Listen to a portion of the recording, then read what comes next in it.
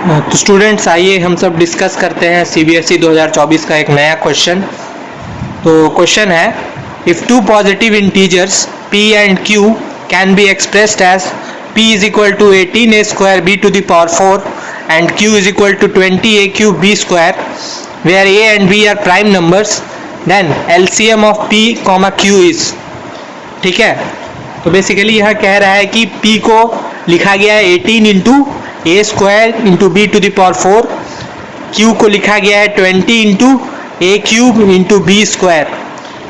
अब यहाँ देखने वाला चीज़ ये है स्टूडेंट्स कि ए और बी खुद भी एक प्राइम नंबर्स है, तो इसका मतलब कि इसका फर्दर आपको प्राइम फैक्टराइजेशन करने का ज़रूरत नहीं है ए और बी का। तो चलिए सॉल्यूशन स्टार्ट करते हैं। तो सबसे पहले हम क्या करेंगे, इसमें जो कॉन्स्टेंट्स हैं हम उनके पहले एलसीएम को निकालेंगे अलग से।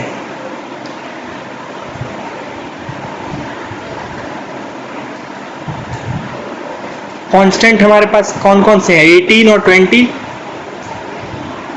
तो 18 और 20 का एलसीएम कितना होगा, प्राइम फैक्टराइजेशन मेथड से निकालते हैं। तो 2, 9, 10, 3, 10, फिर से 2, 3, 5, फिर 3, 1, 5 और 5, 1। ठीक है, तो एलसीएम ऑफ कांस्टेंट्स जो भी था,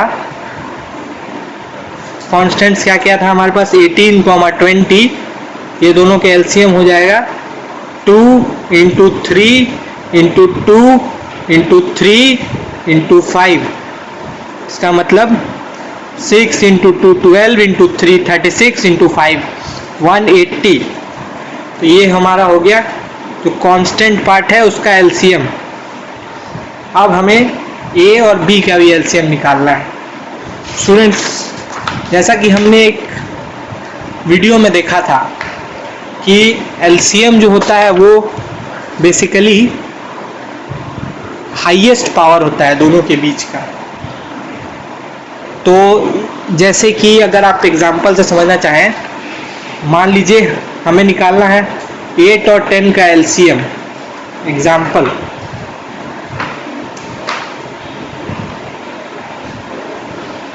एलसीएम ऑफ 8, 10। तो 8 के हम अगर प्राइम फैक्टराइजेशन करेंगे तो आएगा 2 इंटू 2 इंटू 2। ठीक है, 10 का करेंगे तो आएगा 2 इंटू 5। तो हम एलसीएम, तो हम इसे शॉर्ट में लिखेंगे तो ये आएगा 2 क्यूब और ये आएगा 2 इंटू 5। ठीक है, तो अब देखिए जब हम एलसीएम निकालेंगे तो हम हर एक प्राइम नंबर का जो हाईएस्ट पावर है उसको कंसिडर करेंगे दोनों के प्राइम फैक्टराइजेशन में। तो इन दोनों के प्राइम फैक्टराइजेशन में दो प्राइम नंबर्स है, कौन कौन से, 2 और 5। तो 2 का हाईएस्ट पावर क्या है, 2 टू द पावर 3 है। तो जब हम लिखेंगे एलसीएम इज इक्वल टू 2 का हाईएस्ट पावर लिखेंगे 2 टू द पावर 3। 5 का हाईएस्ट पावर क्या है, 5 का highest power 5 to the power 1 है। क्यों, क्योंकि इसमें बेसिकली 5 का पावर 0 है। Anything to the power 0 is 1। तो यहाँ पावर 5 का पावर 0 है, तो दोनों में हायर कौन हुआ, 0 और 1 में 1 हायर हुआ।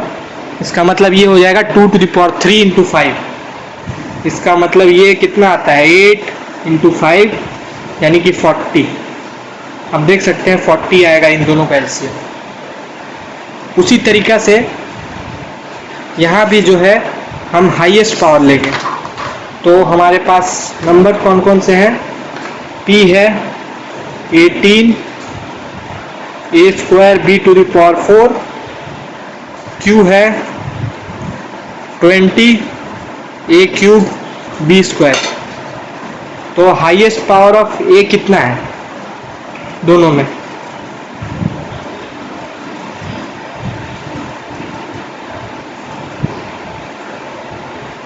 एक जगह 2 है एक जगह 3 है, तो कौन सा ज़्यादा हुआ 3।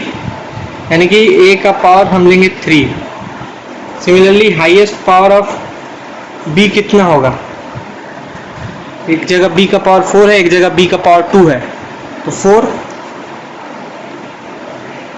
देयरफॉर एलसीएम कितना हो जाएगा? पहले कांस्टेंट्स का हमने एलसीएम पहले ही निकाल लिया है। यहाँ पर कांस्टेंट्स का एलसीएम 180 है, तो 180 को यहाँ लिख देंगे और साथ में a का हाईएस्ट पावर लिख देंगे और b का हाईएस्ट पावर लिख देंगे। तो ये हो गया हमारा आंसर। तो correct option will be option number B. तो ये सीबीएसई 2024 का एमसीक्यू का क्वेश्चन था, तो इसे ध्यान से देखिएगा स्टूडेंट्स और समझ के करने की कोशिश करिएगा।